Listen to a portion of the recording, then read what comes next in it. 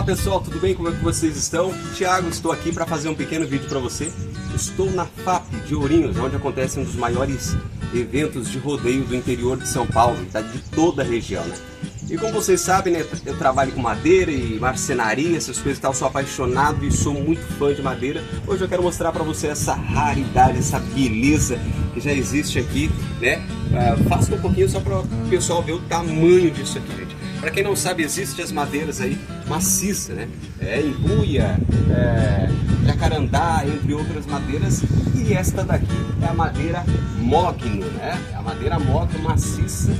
Olha o tamanho disso aqui, gente. Então, coisa linda. Então, estou passando aqui só para mostrar para você essa curiosidade, né, que pertence aí aos irmãos Quagliato, né, daqui da cidade de Ourinhos, aonde que acontece aqui um dos maiores eventos, né, daqui do interior de São Paulo, né, divisa com o Paraná. Então, olha que coisa linda, que coisa maravilhosa. Aqui é FAP, deixei o carro ali, é o meu fio na sombra ali, dentro do carro. Ali é onde acontece o rodeio, ali embaixo ali, ó. Então, acontece o rodeio, aqui acontece alguns eventos onde eles colocam parques, brinquedos. Aqui acontece